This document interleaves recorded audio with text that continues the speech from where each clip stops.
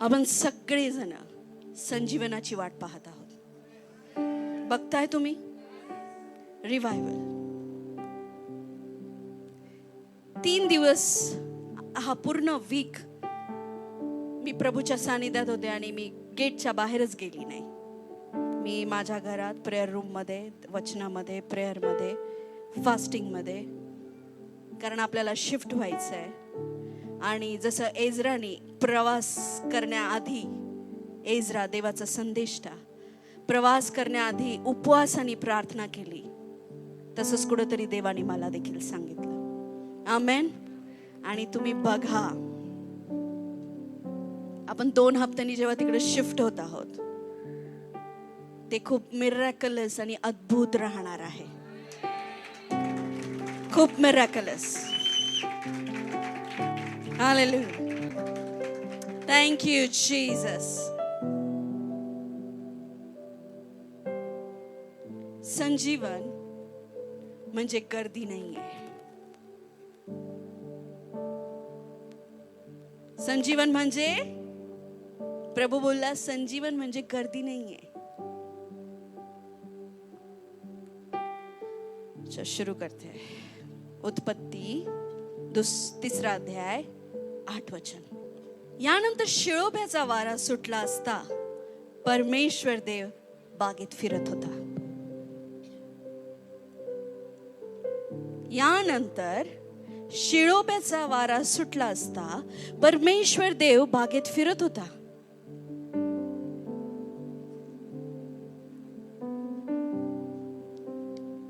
देवाचं आपल्यामध्ये येणं याला संजीवन म्हणतात.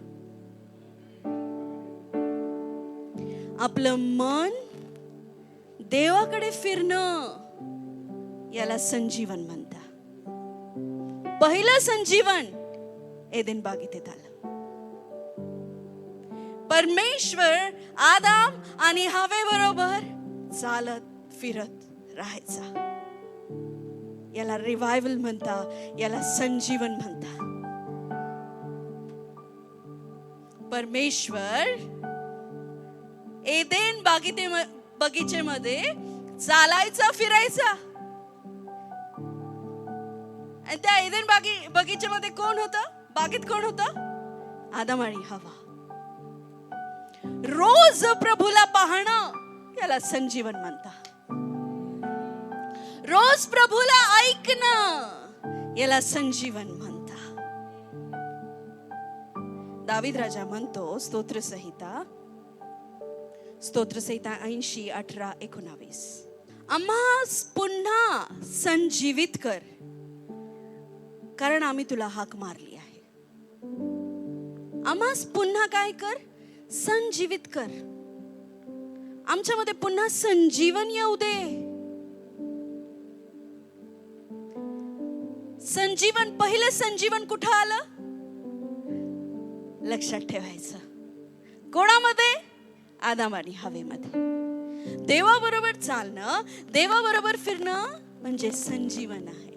मग ते तुम्ही एकटे का असाना? मग तुम्ही एकटे का असाना? तुम्ही रिवायवल बनू शकता. तुम्ही इतरांसाठी संजीवन बनू शकता. संजीवन म्हणजे गर्दी नाही. संजीवन म्हणजे एका व्यक्तीचं मन फिरणं आणि देवाचं त्याच्या बरोबर असणं म्हणजे संजीवन आहे. आमेन, आमेन. सायंकाळी प्रभुदेव त्या बागेतून फिरत असल्याचा आवाज आदाम आणि हवेने ऐकला. परमेश्वर रोज, माझ्याकडे लक्ष द्या, देवाचा आत्मा रोज आदाम आणि हवे बरोबर फिरत होता. तो त्यांच्याशी बोलायचा. आदामा, आजचा दिवस कसा गेला? हवा, तू बरी आहेस? बरी बिरी काय? तेव्हा आजार बिजार नव्हते. नवऱ्याने त्रास तर नाही दिला? नाही हो, प्रभू लय प्रेम करतो. आमेन. स्त्रियांनी आमेन म्हणा. बायबल असं सांगतं, एखाद्या स्त्रीचा पती जर अविश्वासणारा आहे आणि त्याचं मन कठीण आहे, तर त्या स्त्रीच्या वागणुकीने तो प्रभूकडे येईल. जर तुझ्या प्रार्थना काम नाही करत आहे ना, तुझं वागणं नीट ठेव. म्हणा पास्टर थँक्यू सो मच, ह्याची फार गरज होती, सर्व भाऊ म्हणतील.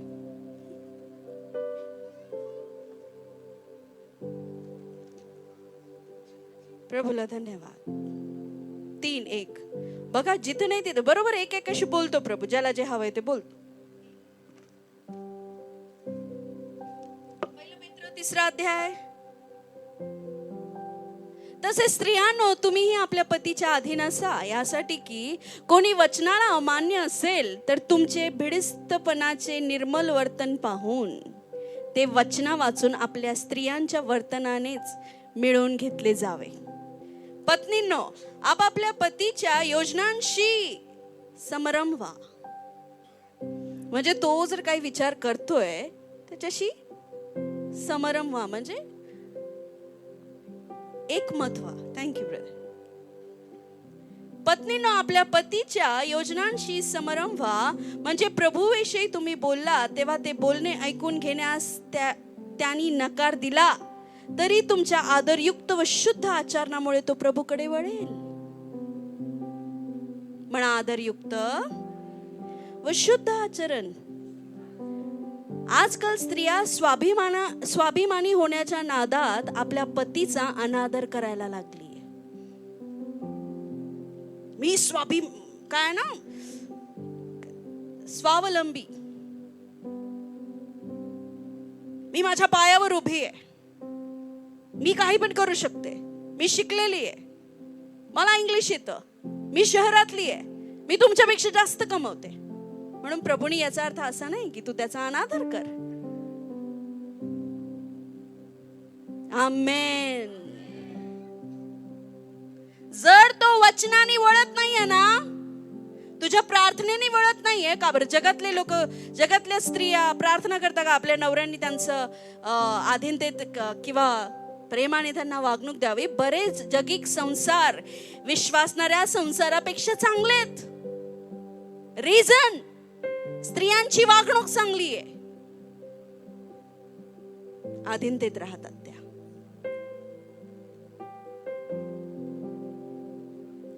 इथं काय सांगते? जर तो वचनाला नकार देत असेल तर तुझी आदरयुक्त वागणूक आणि शुद्ध आचरण यांनी तो देवाकडे वळेल.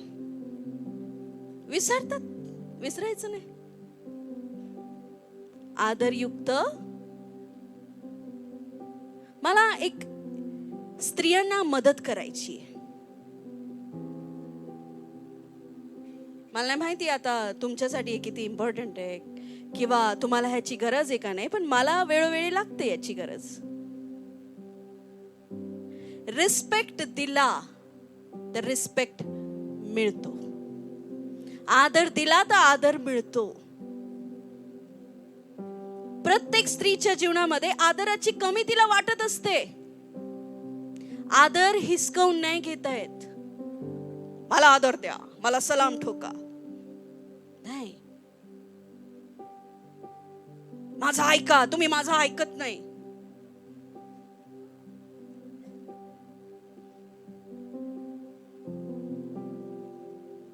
तुझ्या आदरयुक्त आणि शुद्ध आचरण तुझ्या पतीला देवाकडे वळवेल. किती पॉवरफुल आहे एक स्त्रीचं आदर करणं आणि एक स्त्रीचं शुद्ध मन राहणं तिच्या पतीला देवाकडे वळवू शकतं. आमेन. जर वचनाने नाही वळाले, आता बसून अख्खा स्तोत्र संहिताचा पहिला नीतिमान पुरुष बघा कसा असतो. दुर्जनाच्या मसलतीने चालत नाही, तुम्ही चालता. दिवसभर तू दुर्जनाची मसलती बोलत असते, त्याचं काय?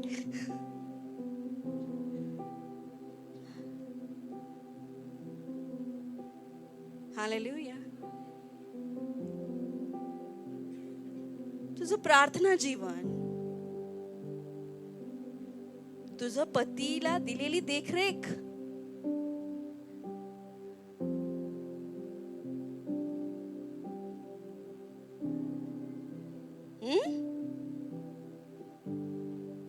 जे तुझं कर्तव्य आहे ते पार पाड.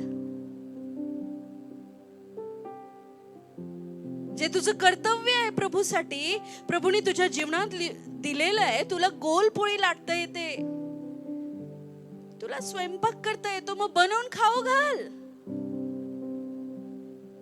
ज्या पुरुषाच्या घरात त्याची बायको आहे त्या पुरुषाचं पोट कधीच रिकामं नाही राहिलं पाहिजे. आणि त्याच्यामुळे बायका रिस्पेक्ट गमावतात,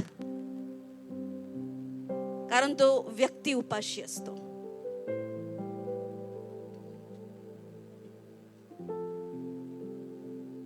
घर स्वच्छ असणं स्त्रीचं काम आहे. ते तुझं काय आचरण आहे? जर तुझा नवरा 3 दिवस झाला एकच शर्ट घालतोय, आता परफ्यूमने सुद्धा त्याची स्ट्रेंथ सोडून दिली आणि तू धुतलाच नाही, मग भांडण होतील. मग तुम्ही म्हणा मी क्या मोलकरी नाही क्या.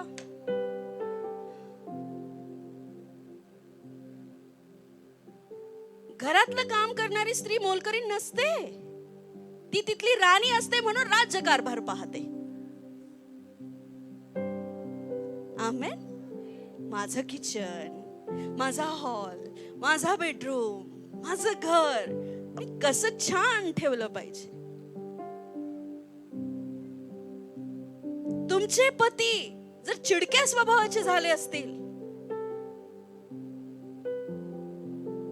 पूर्वीसारखं त्यांचं चित्त आता घरात लागत नाहीये, प्रार्थना तर करच, पण कुठेतरी तुझ्या आचरणात पण बदल कर. किती बहिणी आमेन आणि थँक्यू म्हणतील? फक्त आमेन. चांगलं केलं देवानी, वाईट केलं बाईनी.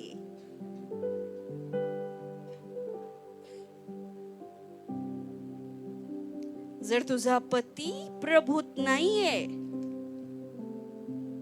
तो विश्वासणारा नाहीये, आणि तुला जर तो वचन सांगूनही, देवाबद्दल बोलूनही, सुसमाचार देऊनही त्याचं मन अजूनही कठोर आहे, तर तो तुझ्या आदरयुक्त वागण्याने व शुद्ध आचरणाने प्रभूकडे वळेल. What a powerful word. किती किती सामर्थ्य वचन आहे ना. आणि हे खरोखर लागू होतं घरांमध्ये, हे खरोखर लागू होतं. स्त्रियांनी आपले घर स्वच्छ ठेवले पाहिजे. गेली 10 वर्ष झाली तुमच्या बाथरूम मध्ये, तुमच्या भाषेत, तुमच्या संडासात एकच डबकं आहे, सडेल सुडेल, त्याची दांडी पण तुटली, पण तुम्ही 30 रुपयाची छोटीशी बादली आणून तिथं काही ठेवलेली नाही चांगली. कोणाबद्दल बोलते मला माहिती नाही बाबा.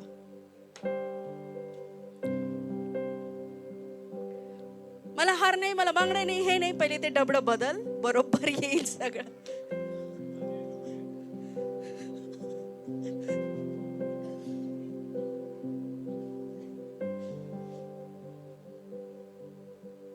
क्रिसमस आलाय ना, जरा चांगल्या लाईटी लावा, चांगले बल्ब लावा, चांगल्या वॉटचे लावा. लाईट बिल आतं. माझ्या घरात कम से कम 150च्या वर लाईटी आहेत. किती थोडं माणसात राहतं, इधर का बंद करू दे, नाही सब जलेगा. मी म्हणते सर्व जळतील. आता एवढं मोठं घर बनवलं, 150 लाईटी, काही झोके का. बिल येतं मला दर महिन्याला 8,000.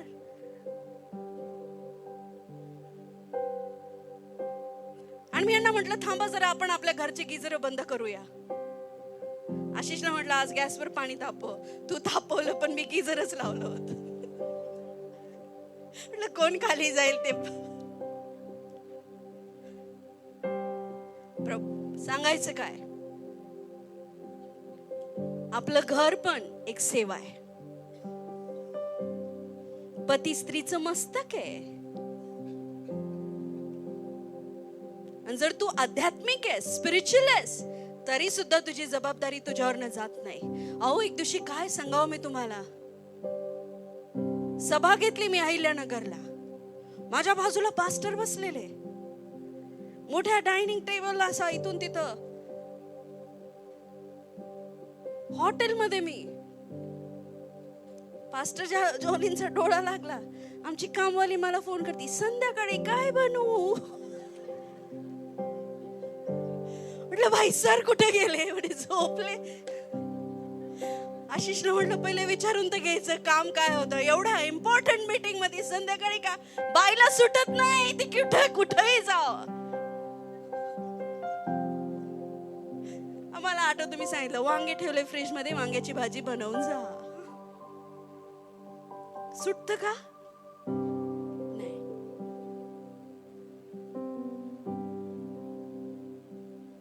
समजतंय तुम्हाला?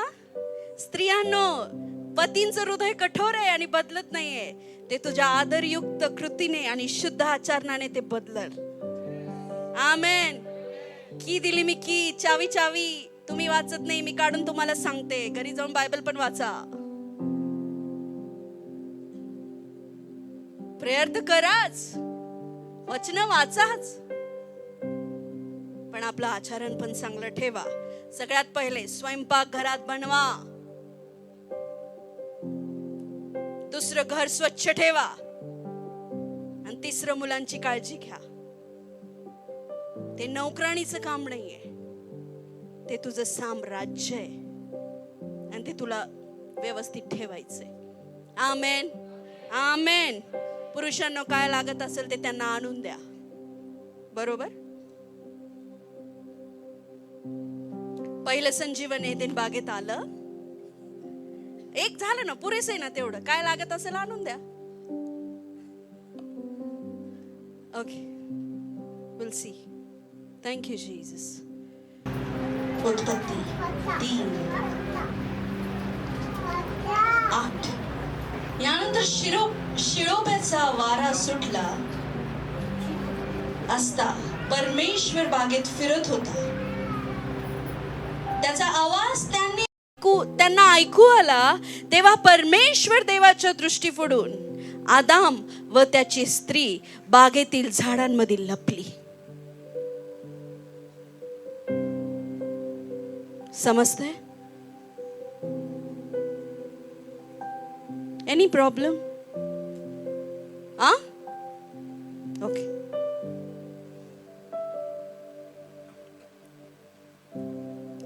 ते लपून गेले आणि सगळ्यात दुःखाचा आवाज, तू कुठे आहे आदामा?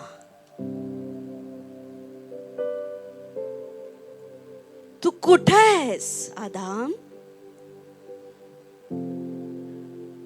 कारण रोज भेटणारे लोक आज त्यांच्या जागेवर नव्हते.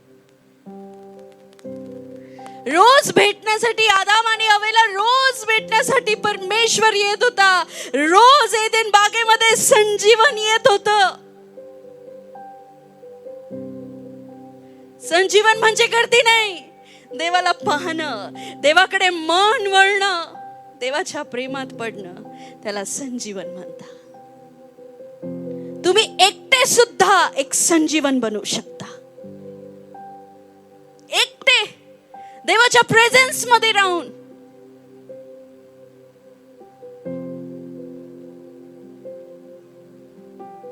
काल मी परमेश्वराच्या सानिध्यात असताना देवाने म्हटलं, प्रिया तुला काय वाटतं, जेव्हा हवा फळ खात होती तेव्हा मी तिला पाहिलं नसेल का?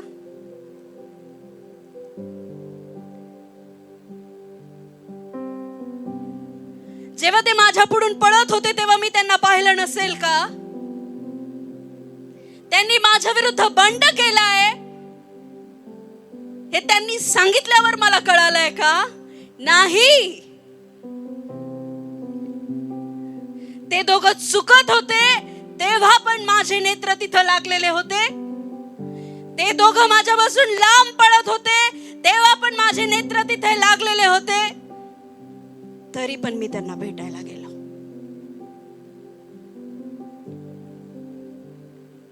किती प्रेम आहे त्याचं आपल्यावर.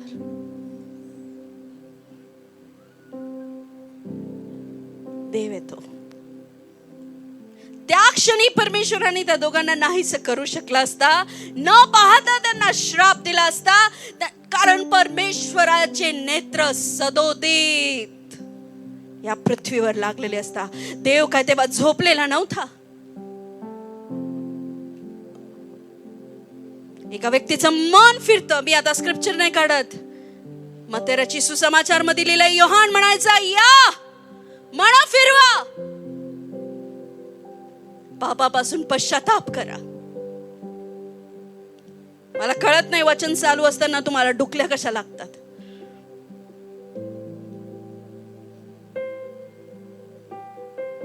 या आणि मन बदला, कारण लोकांची मने परमेश्वरापासून फिरून गेली होती.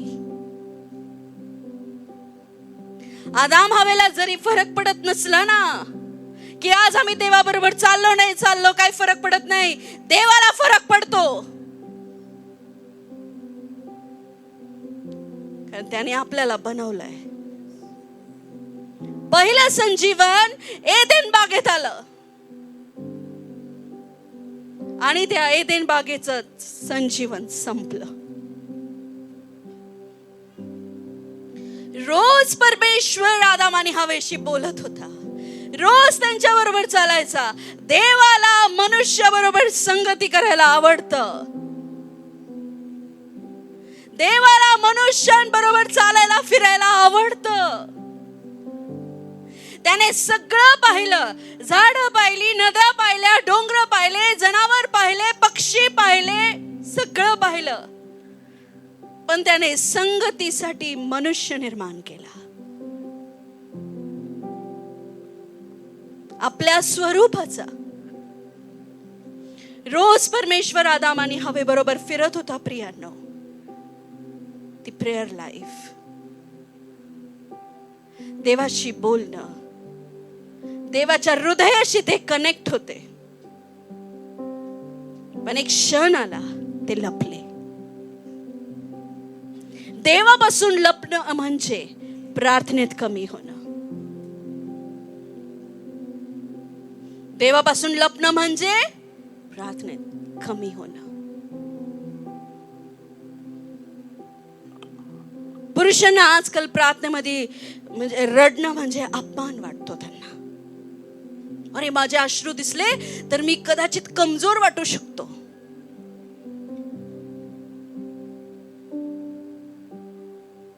पण मी असे मॅन ऑफ गॉड पाहिलेत,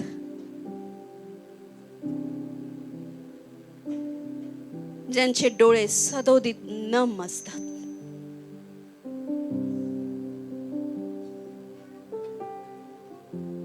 वचन ऐकत असताना प्रार्थनेमध्ये पुरुषांचे अश्रू पडणं हे संजीवनाला दर्शवतं.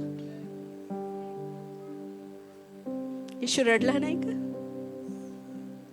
सगळ्यात बायबलचा सगळ्यात छोटा चॅप्टर, येशू रडला. येशू रडला. का रडला येशू? सांगा.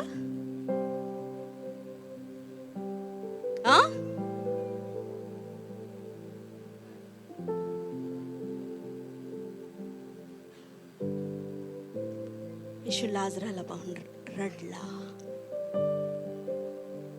त्याचं प्रेम होतं त्याच्यावर. परमेश्वर एदेन बागेत आला आणि तो विचारतोय, कुठे आहेस तू? आज परमेश्वर तुम्हाला विचारत असेल, कुठे आहे तुम्ही?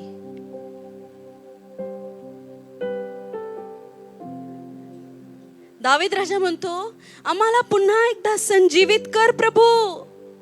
म्हणजे माणसं बार बार मेले जातात, कशा ना कशात पडता, पापात पडता, विचारात पडता, झटकेच येतात, काहीतरीच होतं तुम्हाला. आता प्रभू तुमचं सर्व काही करणारा होतो आणि काही विपरीत घडतं आणि म्हणता काय नाही होत, काय खरं नाही, काय अर्थ नाही. एदेन बागेत परमेश्वर आदामाला बोलला, तू कुठे आहेस? सगळं माहित असताना मी माझ्या घरातल्यांना नेहमी म्हणते, जर मी एखादा प्रश्न तुम्हाला विचारते हे असं काय आहे, तर प्रश्न पडलाय म्हणून नाही विचारत आहे, मला सगळं माहिती आहे, मला फक्त तुमच्याकडनं जाणून घ्यायचं असतं म्हणून मी विचारते हे असं काय. दॅट्स मी.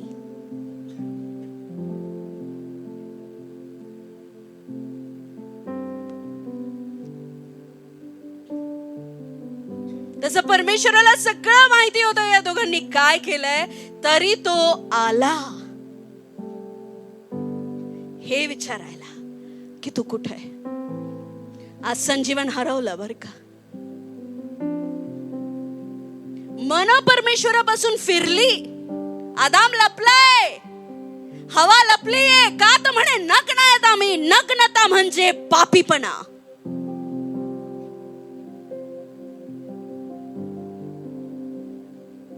जे लोक प्रार्थना नाही करत ते स्पिरिच्युअली नग्न लोक असतात. तुझं मन बदल, संजीवन येईल. चर्च, काही चर्चेस आज ऍक्टिव्हिटी शिकले आहेत. त्यांना ऍक्ट समजले आहेत. आता जसं जीवर येशू मसीह देता खुशी, लावा जी करा येशू मसीह देता खुशी. येशू मसीह बरोबर तुझा हप्ताभर काही संबंध नव्हता. तू फक्त ट्रेन झालाय, चर्च ट्रेन झालाय. कशा बाबतीत? सर्व गोष्टी बाबतीत. पण लपलेले मात्र झाडा मागे आहे.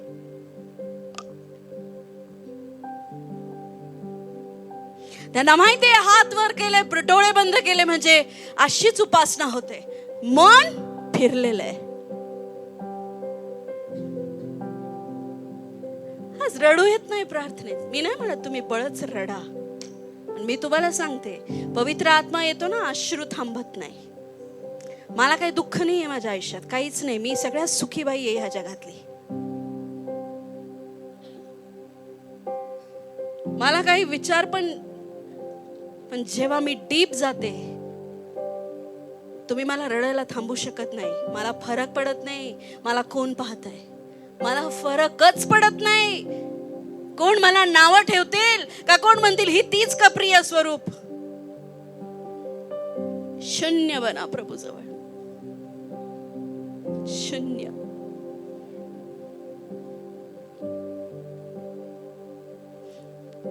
तुझं हृदय फिरलं म्हणजे संजीवन गेलं. तुझं मन देवापासून वळालं म्हणजे संजीवन गेलं. आदामा तू कुठे आहे बाबा? ओ मी तुम्हाला विचारते, तुम्ही कुठे आहे? एदेन बागेच्या झाडा मागे लपले तर नाही ना?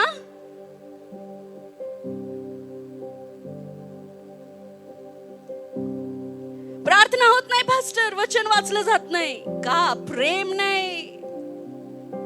हे वाचायला प्रेम लागतं देवावर.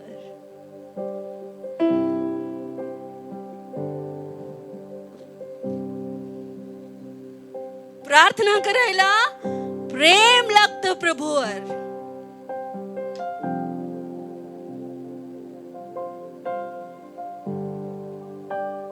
प्रेम. सांगा, मी विचारू तुम्हाला, आणि मी विचारू शकते. जेव्हा तुम्ही प्रार्थनेला बसता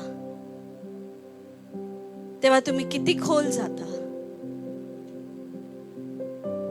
किती खोल जाता मला सांगा. का 15 मिनिटात घड्याळ बघता, अरे बापरे आत्ताशी 15 मिनिटं, पास्टर कस काय 2-2, 3-3 तास.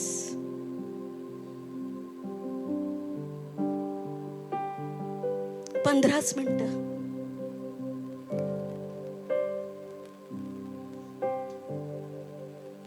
आता तुम्ही पण जगातच राहतात, पाण्यात बुडून बिडूनच आलेले आहे सगळे. सगळी चवबीव घेऊन आली जगाची. एखाद्या प्रेम करणाऱ्या व्यक्ती बरोबर जेव्हा तुम्ही बसता तेव्हा तुम्हाला वेळ कमी पडतो ना? येस.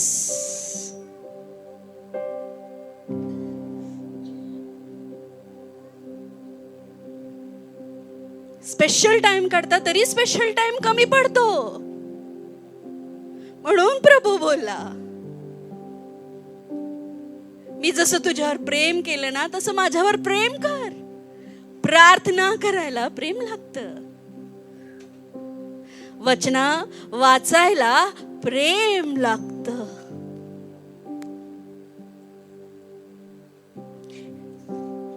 नेहेम्या 9 अध्याय. काय तुम्ही तयार आहे वचन ऐकायला? तुम्ही ऐकत आहात? पण आज प्रभू माझ्याशी बोल आणि मला बदलून काढ. I thank you Jesus. I thank you Lord. O rabashariya nana mahanderereri khandana masante. त्याचं पहिल्या वचनापासून वाचूया. याच महिन्याच्या 24व्या दिवशी इस्रायल लोक उपवास करून गोंडपाट पांघरून व डोक्यात धूळ घालून एकत्र झाले. इस्रायल वंशातील लोक विदेशांपासून निराळे झाले. काय झाले? विदेशांपासून निराळे झाले म्हणजे जगापासून वेगळे झाले. जगाच्या विचारांपासून वेगळे झाले.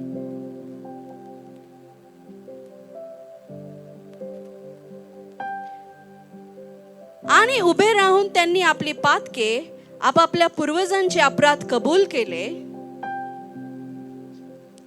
ते आपल्या जागी उभे राहून दिवसाच्या एक प्रहरभर म्हणजे 3 तास आपला देव परमेश्वर याच्या नियमशास्त्राचा ग्रंथ वाचत राहिले. किती तास?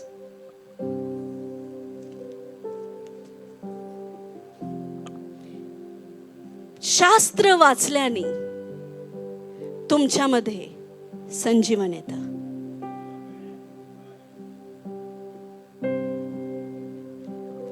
तीन तास इतके बिघडले होते हे लोक. त्यांचे मन देवापासून फिरले होते.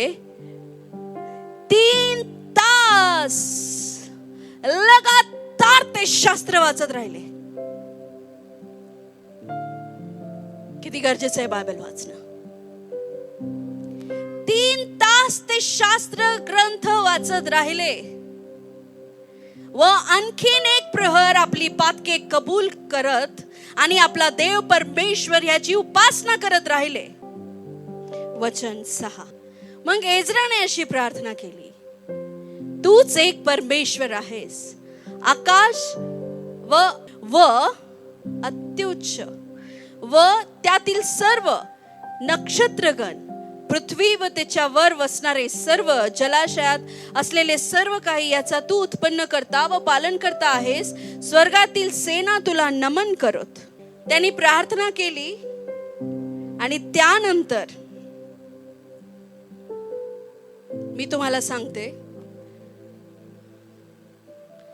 3 तास ते सतत वाचन करत असता लोक इतके बदलले, रडले आणि देवाजवळ फिरले. आमेन. 3 तास वचनाने तिथं एक संजीवन आलं. लोकांना देवाच्या वचनाची जाणीव झाली, माहिती झाली आणि ते बदलले. आज वचन नाही वाचलं तर तुमचा आत्मा संजीवित नाही होऊ शकत. प्रार्थना नाही केली, तुम्ही म्हणता प्रभू मला संजीवित कर, मला जागृत कर. बायबल वाच. शास्त्र वाचून त्यांची मन वळालीत. त्यांनी आपले पाप कबूल केले. त्यांची मन वळून गेली. एखाद्याचं मन फिरणं, देवाकडे वळणं ह्याला संजीवन म्हणतात. पण आज आपली मन फिरलेली नाहीये देवाजवळ. प्रेयर लाईफ नाही आपली. वचन वाचलं जात नाही.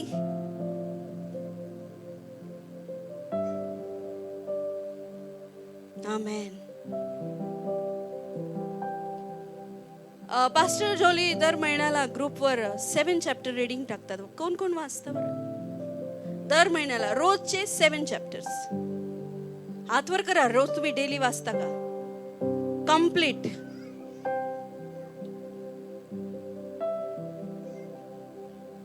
किती हात आहे बापरे. आशीर्वादित व्हायचंय तुम्हाला. ज्यांना आशीर्वादित व्हायचं त्यांनी हात वर करा, ज्यांना नाही व्हायचं त्यांनी खालीच ठेवा. वाव, भलं कळतं तुम्हाला.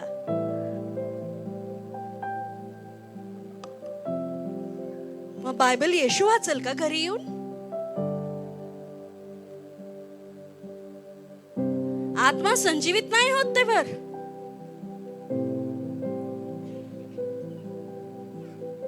प्रेयर नाही,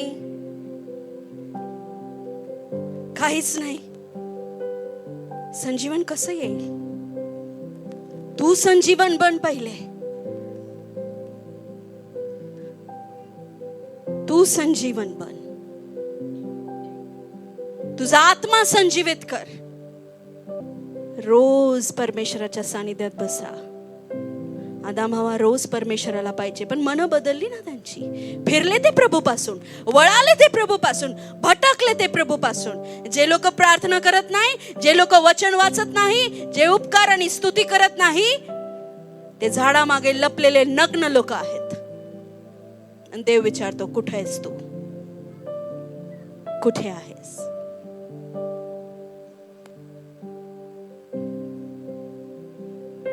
योहानाने काय बोलला? फक्त या आणि पश्चाताप करा. अहो माझ्या लेकरांनो, नाही, सापाच्या पिल्लांनो, दुष्ट लोकांनो. आज मी चर्चला म्हंटल तर सापाच्या पिल्लांनो, लगेच चर्च सोडून जातील. आज चर्च एकदम काटावर असतात ते. फक्त काय बोलू द्या, लगेच तिकडे उडी मारल मी.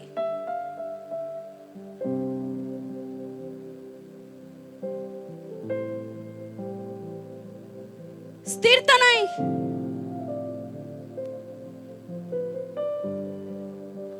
अशा चर्च मध्ये कधीच जाऊ नका जिथे लय गोड गोड बोलता. म्हणा गोड गोड. सगळं द्वाड असतं तिथं बरं.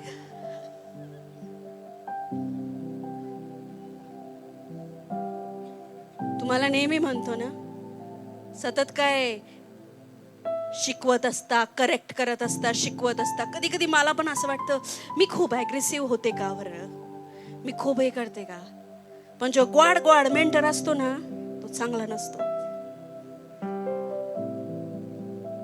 अति साखर शुगरला घेऊन येते. कारल्याने झाली कधी असं? कधी डॉक्टर बोलला कार खाऊ नका?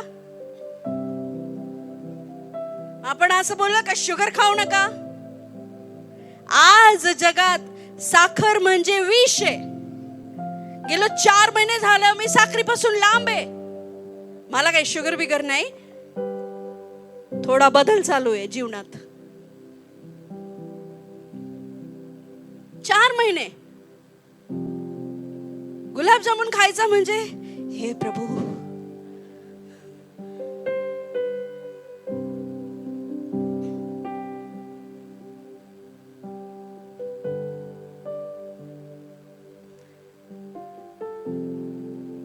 योहान म्हणायचा, आहो पाप्यांनो मन फिरवा. आणि तुम्हाला माहिती तिथं कसं संजीवन यायचं. ह्या गावातून त्या गावातून वेगवेगळ्या प्रांतातून लांबून लांबून लोक यायची आणि तो रोज सगळ्यांना बपतिस्मा द्यायचा, रोज सगळ्यांना बपतिस्मा द्यायचा, रोज लोक मन बदलायची. पण काही लोकांना तो काय बोलला? सापाची पिल्ल. काय? सापाचे तुरु तुरु पळतात ते. अहो सापाच्या पिल्लांनो म्हणजे शैतानाच्या मुलांनो.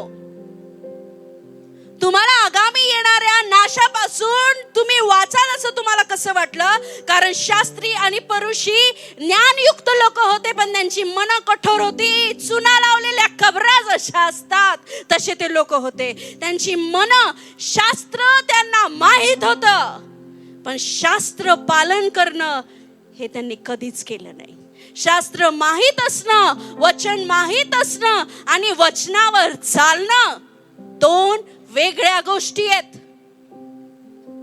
एखादा व्यक्ती येईल आणि मला म्हणेल, प्रिय स्वरूप, अमुक अमुक अध्यायात काय लिहिलंय किंवा ह्याची त्याची वंशावळी काय आहे, तेव्हा ते मला नसेल माहित,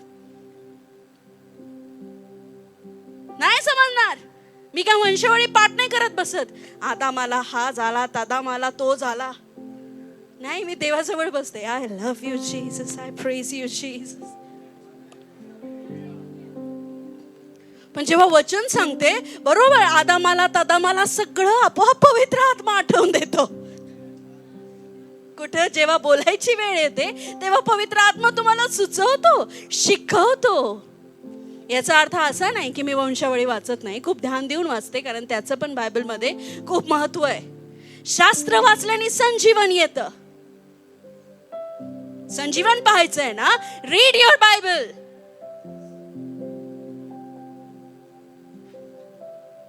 समजत नाही हो पास्टर, गरा अक्षरच फिरतात, चष्मा घे पण वाच.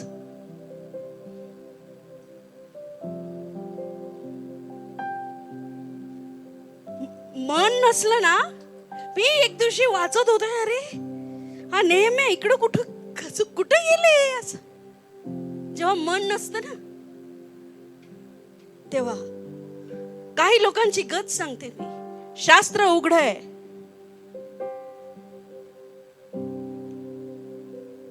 फोन वाचतोय का, कॅमेरा वाचतोय,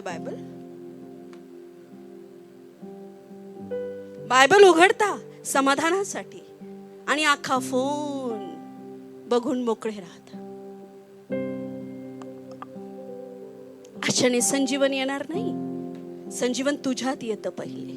संजीवन म्हणजे तुमची मन देवाकडे फिरणं आहे. संजीवन म्हणजे देव तुमच्या बरोबर चालणं आहे. संजीवन म्हणजे देवाची उपस्थिती तुझ्यामध्ये असणं आहे. प्रार्थना नाही, प्रार्थनामय जीवन ठेवा. मी जिथं जाईल तिथे माझी प्रार्थना सतत चालू असते. नाही फरक पडत लोकांना, पण ज्यांची मन देवाकडे वळाली तिथं संजीवन आला. एकामागे एक योहान बप्तिस्मा देत गेला. कशामुळे? फक्त मन वळाली. आमेन.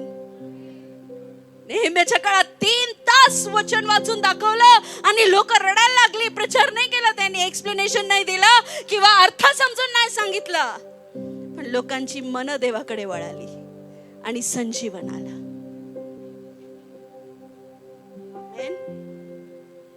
एज्राच्या वेळेस का वाचूया, एज्रा त्याचा 9 वाचूया, पहिल्या वचनापासून. कोणतरी वाचा.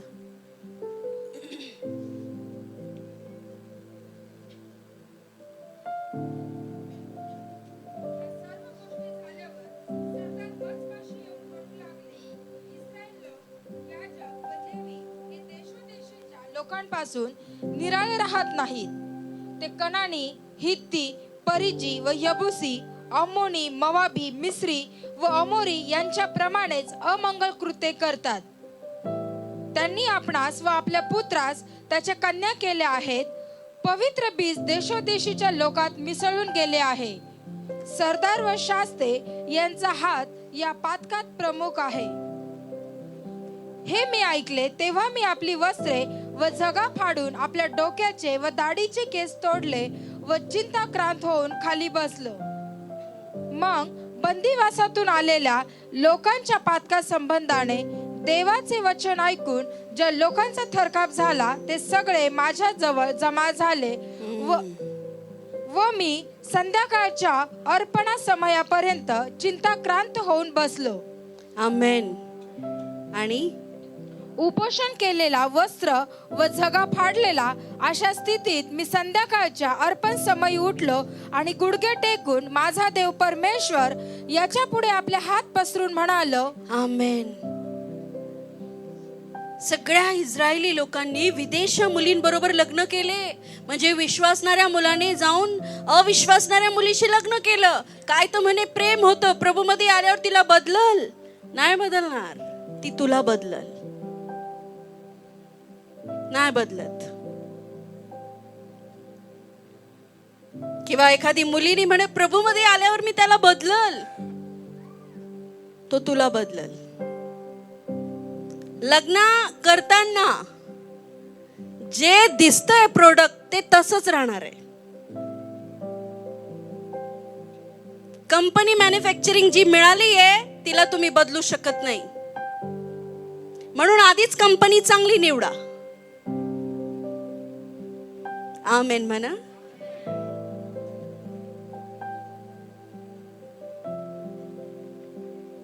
हा, एक मोबाईल फोन आहे, कव्हरवाला आहे. तो साध्या फोनला आयफोन 17 प्रो मॅक्स बनवून देतो. काय, ऑरेंज कव्हर लावून 3 डोळे, त्याच्यावर जे पण असेल ते. आप बनाते हैं हम बनाते हैं, पाहिलंय ना तुम्ही, पाहिलं असेल. बनवून देतो. नाही पाहिला, जाऊन बघा, मग सर्च करा मी काय सांगते. तो काय करतो, त्या कव्हरला, त्या तुम्ही तुमचा कोणता पण फोन असू द्या, ओप्पो असू द्या का कोणताही असू द्या, तो त्याला ऍपलचा फोन म्हणून देतो. पण बाहेरून मधले फीचर्स तसेच. तुझा कॅमेरा तीच क्वालिटी देणार. आयफोनचं कव्हर लावल्याने आयफोनचा कॅमेरा नाही मिळणार.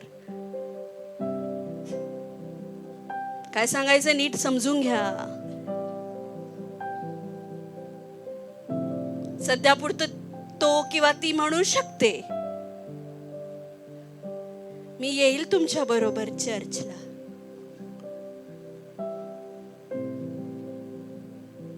नंतर ती म्हणाल, चर्चला गेला ना मी जीवच देऊन देईल, फिनेलच पिऊन घेईन मी.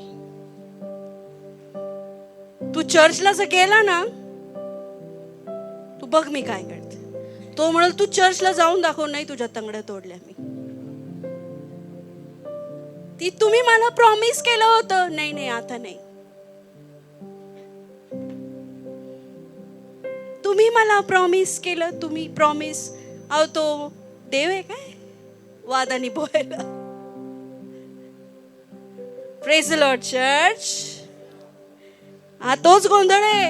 एजरा गुडघ्यावर येऊन त्या मुलांसाठी प्रार्थना करतोय, कारण त्यांनी बाहेरच्या आणल्या आणि त्यांचे मन इतर दैवतांकडे वळवले.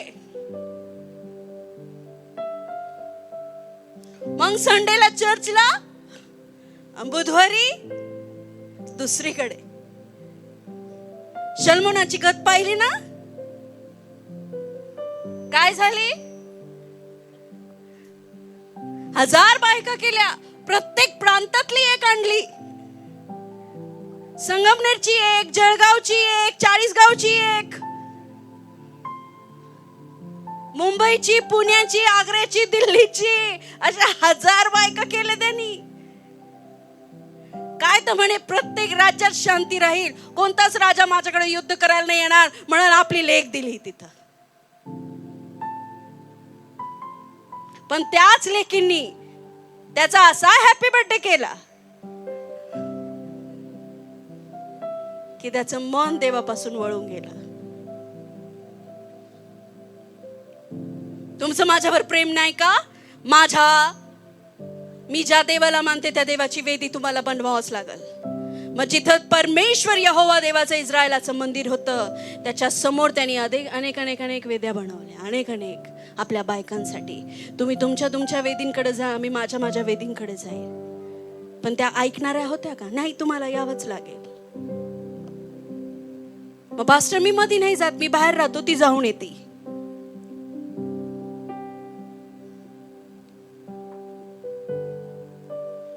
स्वर्गात आणि पृथ्वीवर एकच देव आहे, प्रभू येशू.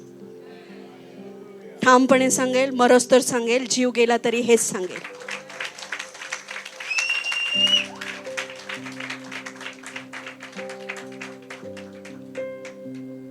म्हणून कोणाच्याही प्रेमात पडून कोणत्याही वेद्या बनवू नका.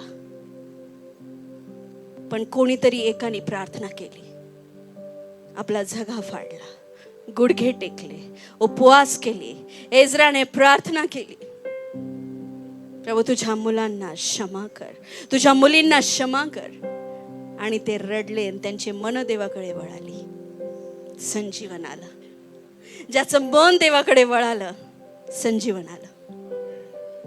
आपली मन प्रभूकडे वळवा.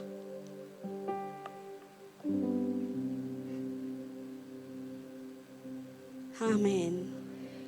माझा मुख प्रकाश तुझ्यावर येईल असं देवाचं वचन सांगतं. पण कधी? जेव्हा तू त्याचं मुख बघशील. पण तुमच्या फोनचा फ्लॅश तुमच्या मुखावर दिसतो, कारण तो तुमच्या जवळ आहे. सगळ्यात दुष्ट एनिमी तुमचा फोन आहे. सगळ्यात भटकवणारे आत्मे याच्यात आहे, तुमच्या फोन मध्ये आहे. जर आज तू 1 तास प्रार्थना नाही केली आणि आज तू 1 तास तुझ्या प्रिय कोणाशी बोलली असेल, मग तुझा प्रिय तुझी आई असो, तुझी मैत्रीण असो, तुझी बहीण असो, मग देवापेक्षा तुला ते प्रिय आहे आणि तू देवाच्या योग्यतेचा नाही.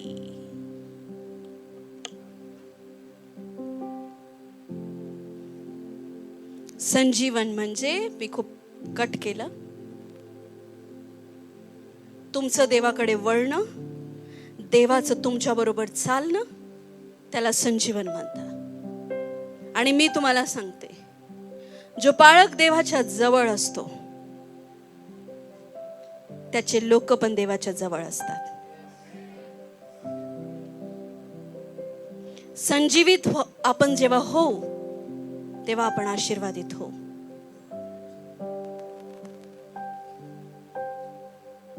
पहिले संजीवन एदेन बागेत आलं आणि एदेन बागेत संजीवन हरवलं. नंतर संजीवन आलं गतसमनी बागेत. एका बागेत संजीवन हरवलं,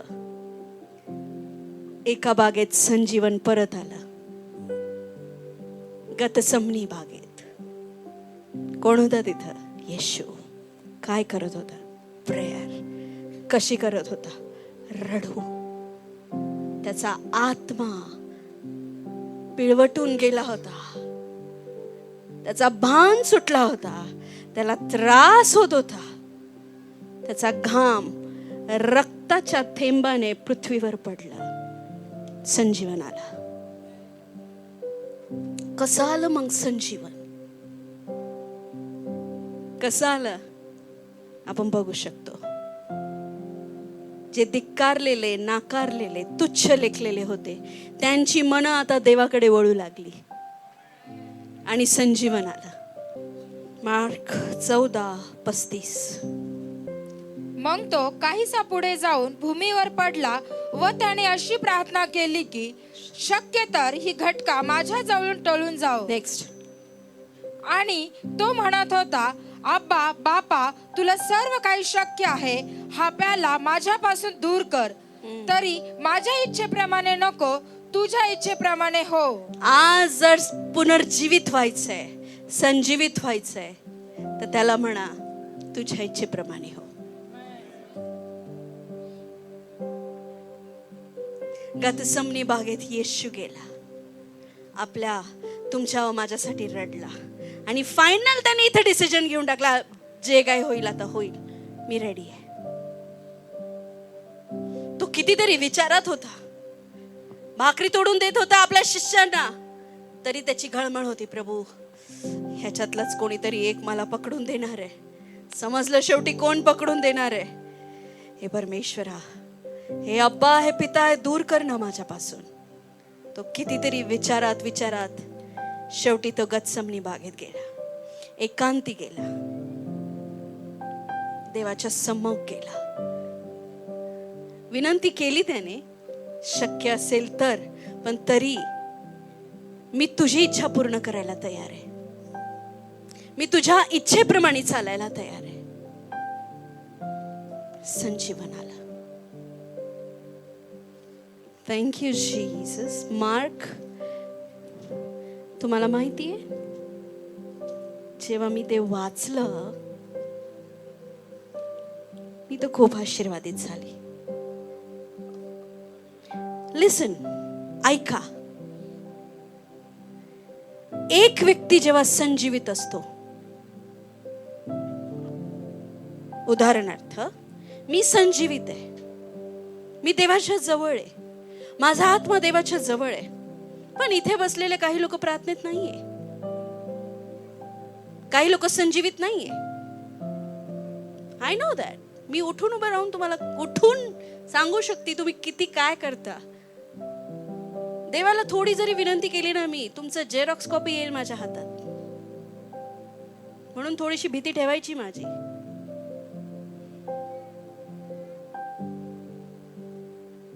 कारण जे देवाच्या आत्म्याने चालवले जातात ते देवाची लेकरं आहेत.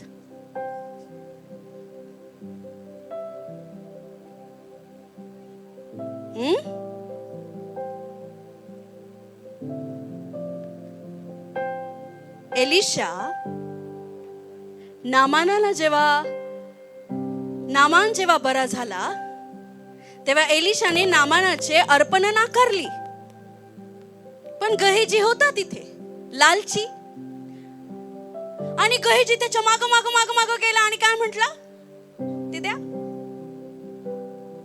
ते दान द्या जे तुम्ही एलिशा माझ्या स्वामीसाठी आणलंय. आणि तेव्हा नामानाने उडी मारली, म्हणजे आपल्या रथावरून उडी मारली आणि ते घेतलं. एलिशा तिथे नव्हता, एलिशा त्याच्या प्रेयर रूम मध्ये होता, देवाच्या सानिध्यात होता.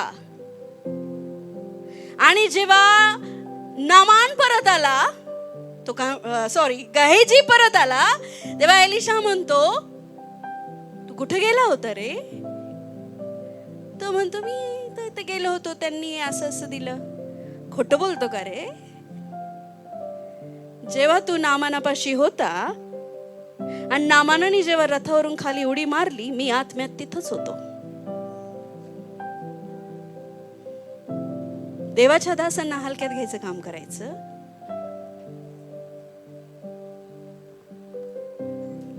हालेलुया. जसंही परमेश्वराचा दास तुमच्या बरोबर अचानक चिडचिड बिडचिड करायला लागला, समजायचं हा आत्म्यात होता वाटतं तिथं, आणि प्रार्थना करायची. बरं, येशूनी गत्समनी बागेमध्ये प्रार्थना केली, जशी तुझी इच्छा ती पूर्ण होते.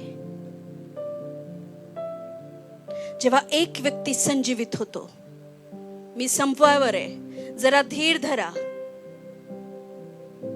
लक्ष देऊन वचन ऐका. येणाऱ्या दिवसात वचन ऐकायला मिळणार नाही. मी परत एकदा सांगते, येशूचं आगमन खूप जवळ आलेलं आहे, विचारा पलीकडे. आता वर्ष गेली, महिने गेले, हप्ते गेले, तास पण गेले, सेकंद राहिलेत, इतकं जवळ आहे. फर्स्ट डे जेव्हा मी प्रेयरला बसले, फास्टिंग प्रेयरला, फर्स्ट डे जेव्हा मी गुडघे टेकले आणि म्हटलं, प्रभू मला तुला पाहायचंय, मी मागून घोड्यावर येशूला बसून ऑन द वे पाहिलं. आपण दर्शन पुढून पाहतो ना, पण तो असा येत होता. येस,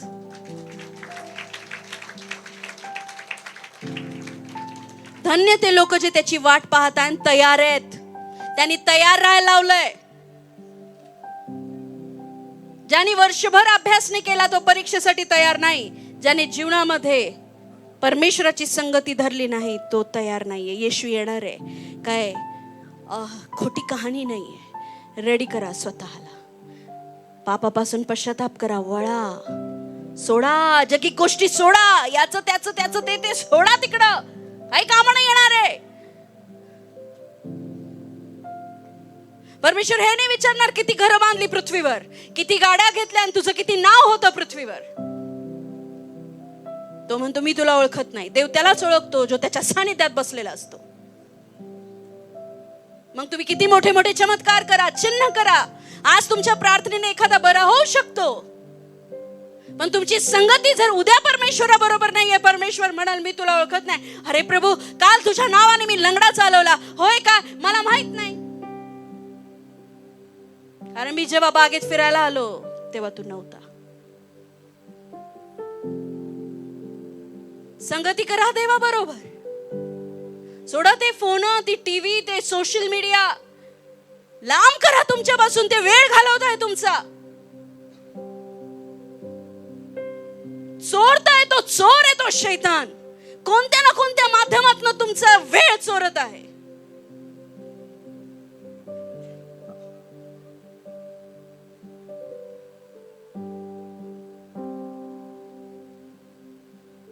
काही फरक पडत नाही तुमच्या नातेवाईकांशी जर तुम्ही 2 दिवस बोलले नाही तर, 3 दिवस बोलले नाही किंवा महिनाभर बोलले नाही तर, ते काही जगणं सोडणार नाहीये तुमच्या वाचून.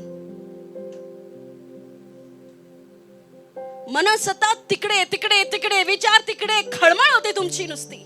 फोन जर हातात घेतला नाही आणि कोणाशी बोललं नाही तर, तुमच्याबद्दल बोलते मी.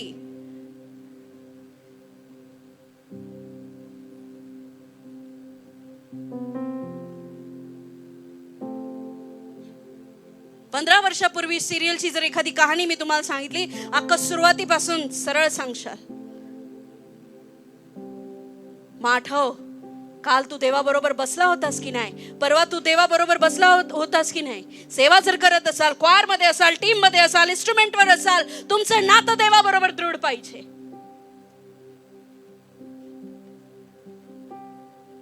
कामावर जा, कुठेही जा, देवाने तुला एका मोठ्या पोझिशनला येण्यासाठी नाही बोलवलं, ह्या पृथ्वीवर संगती करायला बोलवलं. देवाने आदाम आणि हवेला काहीतरी तुम्ही मोठे व्हा असं नाही, संगती करायला निर्माण केलं. कारण तो कुत्र, मांजरी आणि सर्व वाघ सिंह सगळं पाहिलं, पण संगती करणारं कोणी नव्हतं.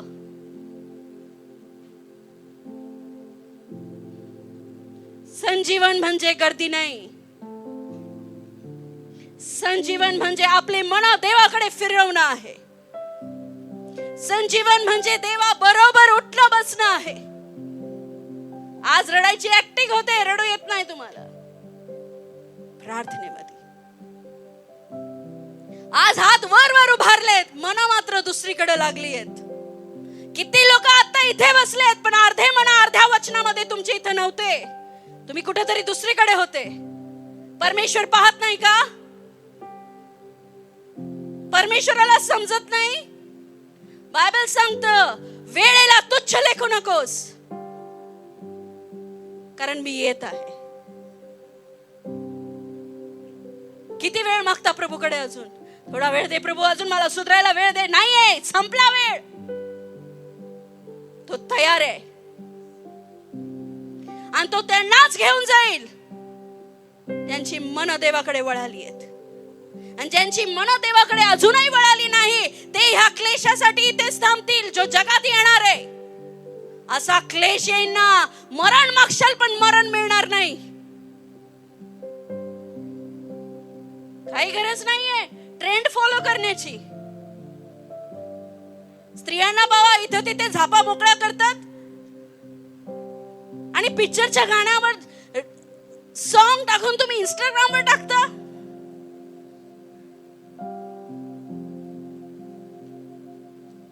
देव हे नाही विचारणार आहे तुला किती लाईक्स आले, तुला किती फॉलोअर्स होते.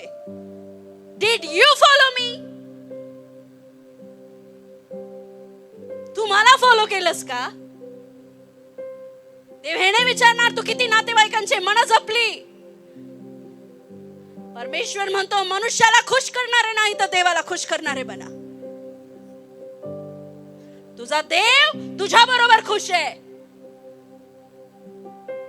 तुझा देव तू जेव्हा त्याच्या बरोबर संगती करशील तेव्हा खुश आहे. स्वर्गात गेल्यावर नाती पाती नाहीयेत. मला हे नाही विचारणार परमेश्वर तुझा नवरा कुठे, तुझी मुलं कुठे आहेत. मी मेली आहे आज माझ्या संपूर्ण घरासाठी.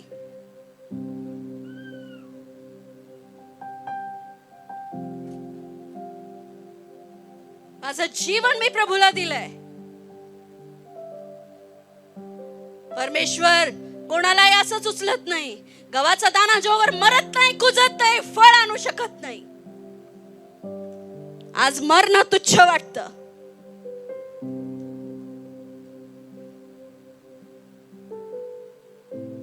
माझ्याकडे 2 ऑप्शन असतात. फॅमिली तुम्ही पण ऐका.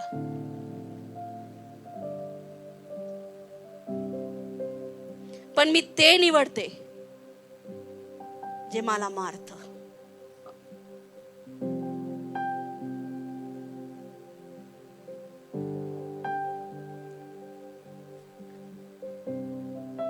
संजीवित म्हणजे देवाकडे वळणं. एक आदाम फळ खाऊन मेला, एक आदाम येशू ख्रिस्त. एकाने बागेत संजीवन गमावलं, एकाने बागेत संजीवन आणलं. रडला, घामाचं रक्त तर अश्रूचं काय झालं असेल.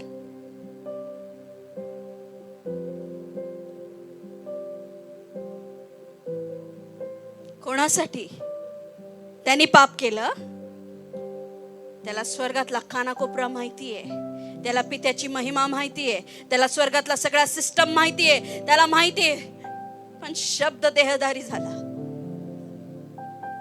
देव तुमच्या आणि माझ्यासाठी देह रूपात आला आणि त्याने स्वतःला इतकं रिक्त आणि नम्र केलं की त्याने ते फळ खाल्लं, मृत्यूचं फळ. कशासाठी माहिती? तुम्ही आणि मी संजीवित व्हावं. आय एम रेडी लॉर्ड, मी तयार आहे. प्रभू सारखे तुम्ही बिझी नसणार. तुमच्या मागे काय 5-5 हजाराची भीड नाही फिरत. तुम्हाला त्यांच्यासाठी 4-5 भाकरी आणि 2 माशांचे वाटण नाही द्यावं लागत. तुमचं 4 लोकांचे घर आणि परिवार सांभाळण्यात तुम्ही एवढे व्यस्त की जिवंत देवाला तुम्ही विसरले आणि मेले. देवाने तुला बोलवलंय. प्रत्येकाबद्दल मी बोलते, देवा बरोबर संगती करण्यासाठी. लक्षात ठेवा. रडला गतसमनी बागेत, देवाकडे त्याची नजर होती. एक व्यक्ती जेव्हा संजीवन घेऊन येतो, त्याच्या भोवती अनेक संजीवित होतात.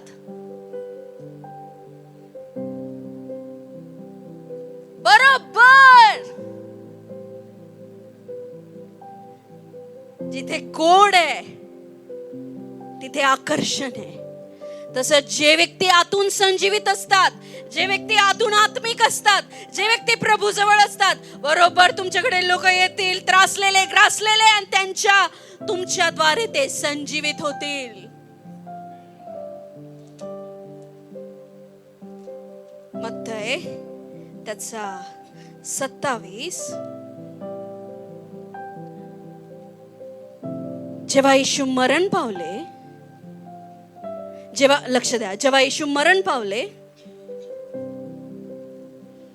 तेव्हा फक्त येशूच जिवंत नाही झाले.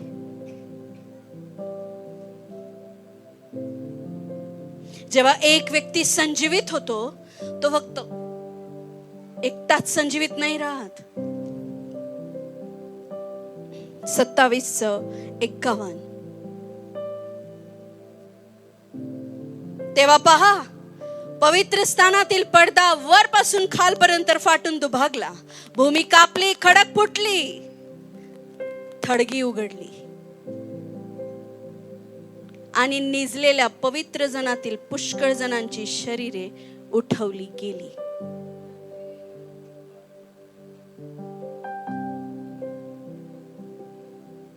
एक व्यक्ती स्वर्गातून, असं समजूया, पवित्र आत्मा आला येशूची जी कबर होती तिला उघडायला, कारण तो एक संजीवित होता.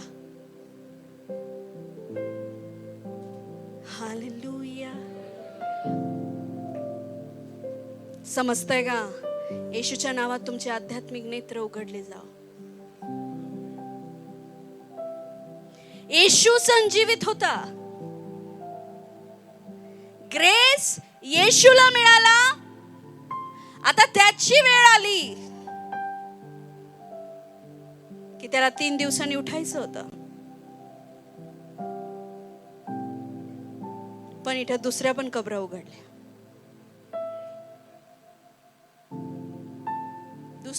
माणसं, दुसऱ्या कबरा उघडल्या गेल्या. दुसरे मेलेले रिअल मध्ये जिवंत झाले आणि निजलेल्या पवित्र जनातील पुष्कळ जणांची शरीरे उठवली गेली आणि ते त्यांच्या पुनरुत्थानानंतर थडग्यातून निघून पवित्र नगरीत गेले आणि अनेकांना दिसले. म्हणजे असं झालं, येशू मेला, आता तो ग्रेस स्वर्गातनं पाठवण्यात आला, कारण एक संजीवित आहे, तिसऱ्या दिवसांनी तो उठणार आहे. पण एका संजीवित व्यक्तीमुळे अनेक थडगी उघडली. रिअल मध्ये अनेक कबरा उघडल्या. तुम्ही संजीवित व्हा, तुमच्या आजूबाजूचे आपोआप संजीवित होतील.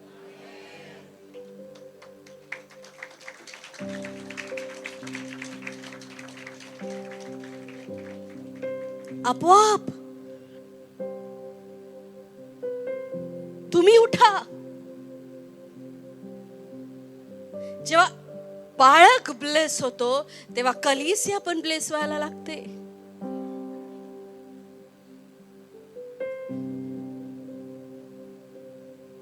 जेव्हा एक व्यक्ती देवाकडे वळतो, अख्खं स्वर्ग आनंद करत.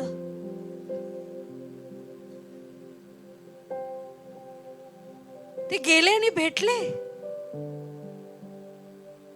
जाऊन त्यांच्या प्रिय लोकांना भेटले, अनेकांना ते दिसले. ते भूत नव्हती, ते उठवले गेले.